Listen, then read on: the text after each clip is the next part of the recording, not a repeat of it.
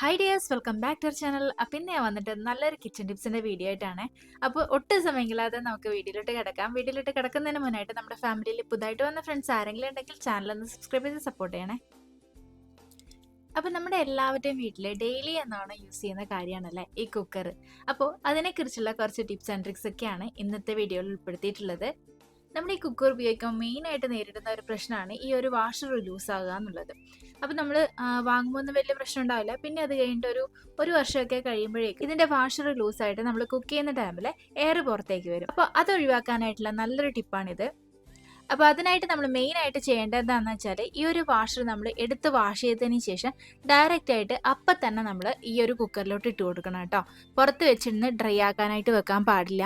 നമ്മൾ എടുത്ത് വാഷ് ചെയ്തതിന് ശേഷം ഇതുപോലെ ഒന്ന് തുടച്ചതിന് ശേഷം നമുക്ക് ഡയറക്റ്റ് ആയിട്ട് അതിലോട്ട് ഇട്ട് കൊടുക്കാം.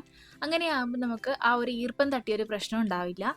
മാത്രമല്ല, ഇങ്ങനെ നമ്മൾ ഇട്ട് കൊടുക്കുന്ന ടൈമിൽ അധികമൊന്നും ആ ഒരു വാഷർ ലൂസ് ആവാതെ ടൈറ്റായിട്ട് നിൽക്കുന്നതായിട്ട് തോന്നിയിട്ടുണ്ട് കേട്ടോ. അപ്പോൾ എല്ലാവരും ഒന്ന് ട്രൈ ചെയ്ത് നോക്കൂ. പിന്നെ അതുപോലെ തന്നെ വാഷർ ലൂസായെന്ന് നിങ്ങൾക്ക് തോന്നുകയാണെങ്കിൽ ഈ ഒരു വാഷർ എടുത്തതിന് ശേഷം ഇതുപോലെ ഫ്രീസറിൽ വെച്ച് കൊടുക്കണം കേട്ടോ. ഫ്രീസറിൽ ഒരു 2 മണിക്കൂറോളം വെച്ച് കൊടുത്തതിന് ശേഷം നമ്മൾ ആ ഒരു കുക്കറിൻ്റെ അടപ്പിലോട്ട് ഇട്ട് കൊടുക്കുകയാണെങ്കിൽ കറക്റ്റായിട്ട് തന്നെ ഇരുത്തോളൂ കേട്ടോ. അതുപോലെ തന്നെയാണ് നമ്മുടെ മിക്സിയുടെ വാഷറും. ഈ ഒരു വാഷർ നമുക്ക് ലൂസായി കഴിഞ്ഞിട്ടാകുമ്പോൾ മിക്സി അരക്കാനായിട്ട് ഭയങ്കര പാടാണ് അല്ലേ. അപ്പോൾ ഈ ഒരു മിക്സിയുടെ ജാറിൻ്റെ വാഷർ ലൂസായി കഴിഞ്ഞിട്ടാകുമ്പോൾ നമുക്ക് പെട്ടെന്ന് ശരിയാക്കി എടുക്കാൻ വേണ്ടി പറ്റും. അപ്പോൾ അതെങ്ങനെയാണെന്ന് നോക്കാം. അപ്പോൾ അതിനായിട്ട് നമുക്ക് വേണ്ടത് ഇതുപോലുള്ളൊരു റബ്ബർ ബാൻഡാണ്. ഈ ഒരു റബ്ബർ ബാൻഡ് ഇതുപോലെ വാഷറിൻ്റെ മുകളിലായിട്ട് വരുന്ന രീതിയിൽ ഇട്ട് കൊടുക്കാം.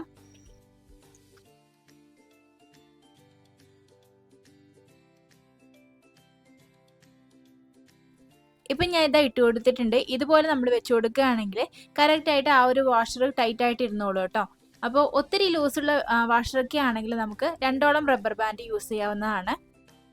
അപ്പോൾ ഇതുപോലെ വാഷറൊക്കെ ലൂസായിട്ട് ബുദ്ധിമുട്ടുന്നവരാണെങ്കിൽ ഇതുപോലെ ഒന്ന് ട്രൈ ചെയ്ത് നോക്കാം കേട്ടോ.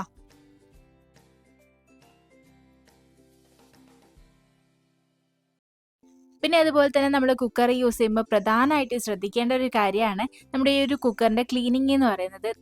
നമ്മൾ ശരിയായ രീതിയിൽ ക്ലീൻ ചെയ്തില്ല എന്നുണ്ടെങ്കിൽ കുക്കർ പൊട്ടിത്തെറിക്കുന്ന പോലത്തുള്ള വലിയ അപകടങ്ങൾ ഉണ്ടാവും. അപ്പോൾ നമ്മൾ പ്രധാനമായിട്ട് ശ്രദ്ധിക്കേണ്ട ഒരു കാര്യം തന്നെയാണ് ഈ ഒരു ക്ലീനിങ്. അപ്പോൾ എങ്ങനെയാണ് കുക്കർ നന്നായിട്ട് ക്ലീൻ ചെയ്തെടുക്കുന്നതെന്ന് നോക്കാം. അതിനായിട്ട് നമുക്ക് വേണ്ടത് ഇതുപോലുള്ളൊരു ടൂത്ത് പിക്കാണ്. ടൂത്ത് പിക്ക് ഇല്ലാന്നുണ്ടെങ്കിൽ നമ്മുടെ ഈർക്കിലുണ്ടല്ലോ അതായാലും മതി കേട്ടോ. ഇനി ഞാൻ ഈ ടൂത്ത് പിക്ക് ഈ ഒരു ഹോളിൻ്റെ ഉള്ളിൽ കൂടി ഒന്ന് കടത്തി കൊടുക്കുകയാണ്. ഇത് ചെയ്യുന്നത് എന്താണെന്ന് വെച്ചാൽ നമ്മൾ ഈ ഫുഡൊക്കെ ഉണ്ടാക്കുന്ന ടൈമിൽ ആ ഒരു ഫുഡിൻ്റെ ചെറിയ ചെറിയ ഐറ്റംസ് ഒക്കെ നമ്മൾ ഈ ഒരു ഹോളിലോട്ട് കടന്നിട്ടുണ്ടാവും. അപ്പോൾ അത് ക്ലീൻ ചെയ്തെടുക്കാൻ വേണ്ടിയിട്ടാണ് ഇതുപോലെ ചെയ്യുന്നത്. ഈ ഒരു രീതിയിൽ തന്നെ ഉൾഭാഗത്തുള്ള ഈ ഒരു 6 ഹോൾ ഉണ്ടാവും, അതിൽ കൂടിയും ഈ ഒരു ടൂത്ത് പിക്ക് നമ്മൾ ഇതുപോലെ തന്നെ കുത്തിയിറക്കി കൊടുക്കുക. അങ്ങനെ നമുക്ക് ഈ ഒരു ഭാഗങ്ങൾ മൊത്തമായിട്ട് ക്ലീൻ ചെയ്തെടുക്കാവുന്നതാണ്. മെയിനായിട്ട് നമ്മുടെ കുക്കർ കൊണ്ടുള്ള അപകടങ്ങൾ ഉണ്ടാകുന്നത് ഈ ഒരു ഹോള് ബ്ലോക്കായിട്ട് എയർ പുറത്തേക്ക് കടക്കാൻ പറ്റാത്തൊരവസ്ഥയിൽ എത്തുമ്പോഴാണ്. അപ്പോൾ നമ്മൾ എപ്പോഴും ക്ലീൻ ചെയ്യുമ്പോൾ ഈ ഒരു രീതിയിൽ തന്നെ ക്ലീൻ ചെയ്തെടുക്കണം. ഈ ഒരു ടൂത്ത് പിക്ക് വെച്ചിട്ട് ഓരോ ഹോളിൻ്റെ ഉള്ളിൽ കൂടിയും കടത്തി കൊടുക്കണം. അങ്ങനെയാകുമ്പോൾ നമുക്ക് ആ ഒരു ഹോളിൻ്റെ ഭാഗം നന്നായിട്ട് തന്നെ ക്ലീൻ ചെയ്ത് കിട്ടിക്കൊള്ളൂ കേട്ടോ. പിന്നെ അതുപോലെ തന്നെ ഈർക്കിളൊക്കെയാണ് നിങ്ങൾ യൂസ് ചെയ്യുന്നതെങ്കിൽ ഈർക്കിളി ഇതുപോലെ കുത്തി കൊടുക്കുന്ന ടൈമിൽ അതിൻ്റെ നാര് ഈ ഒരു ഹോളിലോട്ട് കുടുങ്ങാനുള്ള ചാൻസ് ഉണ്ട്. അപ്പം ഈർക്കിളൊക്കെ എടുക്കുന്നവരാണെങ്കിൽ നന്നായിട്ട് ഈർക്കിള് നമ്മുടെ കത്തി വെച്ചിട്ട് ക്ലീൻ ചെയ്തതിന് ശേഷം മാത്രം ഇതിലോട്ട് ഇട്ട് കൊടുക്കുക കേട്ടോ. ഇപ്പം ഞാൻ ഇതാ ക്ലീൻ ചെയ്തെടുത്തിട്ടുണ്ട്. ഇപ്പം നിങ്ങൾക്ക് കണ്ടാൽ തന്നെ അറിയാം ആ ഒരു ഹോളിൻ്റെ ഉള്ളിൽ കൂടി നോക്കിയിട്ടാകുമ്പോൾ നമുക്ക് അപ്പുറത്തെ സൈഡ് കാണാൻ പറ്റും കേട്ടോ. ഇപ്പോൾ ക്യാമറയിൽ എത്രത്തോളം മനസ്സിലാവുന്നതെന്ന് അറിയില്ല. അപ്പോൾ ഈ ഒരു രീതിയിൽ തന്നെ നമ്മൾ എപ്പോഴാണോ കുക്കർ യൂസ് ചെയ്യുന്നത് ആ ഒരു ടൈം നമ്മൾ ഇതുപോലെ കാണാൻ പറ്റണം കേട്ടോ. ഈ ഒരു ഹോളിൻ്റെ ഒരു സൈഡിൽ കൂടി നോക്കിയാൽ അടുത്ത സൈഡ് നമുക്ക് കാണാൻ വേണ്ടി പറ്റണം കേട്ടോ. അപ്പോൾ ഈ ഒരു കാര്യം എല്ലാവരും ഒന്ന് ശ്രദ്ധിക്കുക. അങ്ങനെയാണെങ്കിൽ നമുക്ക് വലിയ വലിയ അപകടങ്ങൾ ഒഴിവാക്കാനായിട്ട് പറ്റും. അതുപോലെ തന്നെ കുക്ക് ചെയ്യുന്നതിന് തൊട്ട് മുന്നായിട്ട് ഈ ഒരു ഹോളിൽ കൂടി ഊതി കൊടുത്താലും മതി. ഇൻ കേസ് ഊതുന്നത് വൃത്തികേടാൻ തോന്നിയിട്ടുണ്ടെങ്കിൽ ഇതുപോലൊന്ന് ടൂത്ത് പിക്ക് വെച്ചിട്ട് ഒന്ന് ജസ്റ്റ് ഒന്ന് കുത്തി കൊടുത്താൽ മാത്രം മതി. ഇനിയിപ്പോൾ നിങ്ങളുടെ കയ്യിൽ ടൂത്ത് പിക്കും ഈർക്കിളൊന്നും ഇല്ലാന്നുണ്ടെങ്കിൽ ഇതുപോലുള്ള നേരിയ പ്ലാസ്റ്റിക് കയർ എടുത്തതിന് ശേഷം ആ ഒരു കയറ് ഈ ഒരു ഹോളിൻ്റെ ഉള്ളിൽ കൂടി ഇട്ടിട്ട് ഒന്ന് വലിച്ചു കൊടുത്താൽ മാത്രം മതി. അങ്ങനെയാണെങ്കിൽ നമുക്ക് കുക്കർ നന്നായിട്ട് ക്ലീൻ ചെയ്ത് കിട്ടും കേട്ടോ. അപ്പോൾ ഇനി ക്ലീൻ ചെയ്തെടുക്കുന്ന ടൈമിൽ ഈ ഒരു കാര്യം കൂടി ഒന്ന് ശ്രദ്ധിച്ചിട്ടൊന്ന് ക്ലീൻ ചെയ്തെടുക്കുക കേട്ടോ. പിന്നെ നമ്മൾ ഇതുപോലുള്ള ധാന്യങ്ങൾ കുക്കറിൽ വേവിക്കുന്ന ടൈമിൽ, അതായത് പ്രത്യേകിച്ച് പരിപ്പ് പോലുള്ള കാര്യങ്ങളൊക്കെ വേവിക്കുന്ന ടൈമിൽ അതിൻ്റെ വെള്ളമൊക്കെ പുറത്തേക്ക് തെറിക്കാറുണ്ടല്ലേ. അങ്ങനെ പുറത്തേക്ക് തെറിക്കാതിരിക്കാനായിട്ട് ഈ ഒരു കുക്കറിലേക്ക് നമ്മൾ വേവിക്കുന്ന ടൈമിൽ ഇതുപോലുള്ളൊരു സ്പൂൺ വെച്ച് കൊടുക്കുകയാണെങ്കിൽ പുറത്തേക്ക് തെറിക്കാതിരുന്നോളൂ കേട്ടോ. അതിനുശേഷം നമ്മൾ സാധാരണ കുക്കർ അടക്കുന്ന പോലെ അടച്ചു വെച്ച് വേവിക്കാം. അതുപോലെ തന്നെ കുക്കറിന്റെ വേവിക്കുന്ന വെള്ളം പുറത്തേക്ക് തെറിക്കാതിരിക്കാനുള്ള വേറൊരു ടിപ്പാണിത്. അതിനായിട്ട് നമുക്ക് വേണ്ടത് ഓയിലാണ്. ഞാൻ ഇവിടെ എടുത്തിട്ടുള്ളത് വെളിച്ചെണ്ണയാണ്. ഞാൻ പൊതുവെ യൂസ് ചെയ്യുന്നത് വെളിച്ചെണ്ണയാണ് കേട്ടോ. അപ്പോൾ അതുകൊണ്ട് എടുത്തതേ ഉള്ളൂ. അപ്പോൾ നിങ്ങൾ എടുക്കുന്ന ഓയിൽ ഏതാണോ അത് യൂസ് ചെയ്താൽ മതി. ഇനി ഈ ഒരു ഓയിൽ കുക്കറിന്റെ സൈഡ് ഭാഗത്തേക്ക്, അതായത് വാഷർ വരുന്ന ഭാഗത്തേക്ക് നമുക്കൊന്ന് അപ്ലൈ ചെയ്ത് കൊടുക്കാം. ഇനി ഈ ഒരു ഹോളിൽ കൂടി കുറച്ച് വെളിച്ചെണ്ണ അതിലോട്ട് ഒഴിച്ചു കൊടുക്കാം. 1 or 2 തുള്ളി അത്രയും ഒഴിച്ചു കൊടുക്കണ്ടല്ലോ കേട്ടോ. ഇതുപോലെ ഒന്ന് ഒഴിച്ചു കൊടുക്കാം.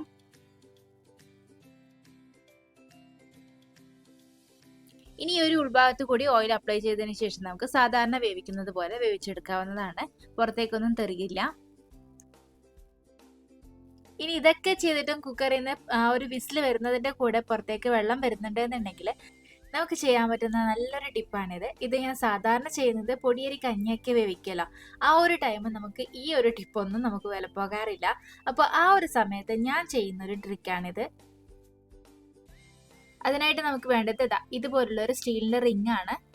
ഇനി ഈ ഒരു റിങ്ങിലോട്ട് പഴയ ഏതെങ്കിലും തുണി ചുറ്റി കൊടുക്കുക. ഇതുപോലുള്ള പഴയ തോർത്തുണ്ടെങ്കിൽ ഒരു തോർത്തോ, ഇല്ലാന്നുണ്ടെങ്കിൽ നമുക്ക് ഏതെങ്കിലും തുണി, ഷോളോ മറ്റോ ആയാൽ മതി. കോട്ടന്റെ ആയിരിക്കണം എന്ന് മാത്രം. ഇനി ഇതുപോലെ ഒന്ന് ചുറ്റി കൊടുക്കാം. ഇപ്പൊ ഞാൻ ഇതാ ചുറ്റി എടുത്തിട്ടുണ്ട്. ഇനി കുക്കർ എടുത്തതിന് ശേഷം അതിന്റെ അടപ്പിന്റെ മുകളിലായിട്ട് ഇതുപോലെ വെച്ചു കൊടുക്കണം കേട്ടോ.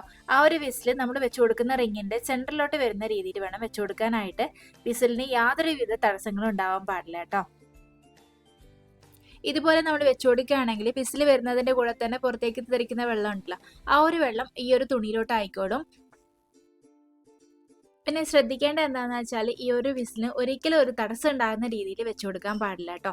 ഈ ഒരു സെന്ററിൽ തന്നെ വെച്ചു കൊടുക്കണം. അതായത് വിസിൽ സെന്ററിൽ വരുന്ന രീതിയിൽ വേണം വെച്ചു കൊടുക്കാനായിട്ട്. ഇതുപോലെ ഒന്ന് വെച്ചു കൊടുക്കാതിരിക്കാൻ വേണ്ടി നോക്കണം കേട്ടോ. ഇല്ലാന്നുണ്ടെങ്കിൽ ഈ ഒരു വിസിൽ സ്റ്റക്ക് ആയിട്ട് എയർ പുറത്തേക്ക് കിടക്കാൻ പറ്റാത്ത ഒരവസ്ഥ വരികയും പിന്നെ വലിയൊരു അപകടത്തിലേക്ക് പോവുകയും ചെയ്യും. അപ്പോൾ അതൊന്ന് ശ്രദ്ധിക്കുക. ഈ ഒരു രീതിയിൽ തന്നെ വെച്ചു കൊടുക്കാൻ വേണ്ടി നോക്കുക. ഇനിയിപ്പം നിങ്ങളുടെ കയ്യിൽ ഇതുപോലുള്ള റിങ് ഇല്ലാന്നുണ്ടെങ്കിൽ ഇതുപോലുള്ള തുണി എടുത്തതിന് ശേഷം ഇതുപോലെ ഒന്ന് ചുറ്റി കൊടുക്കുക.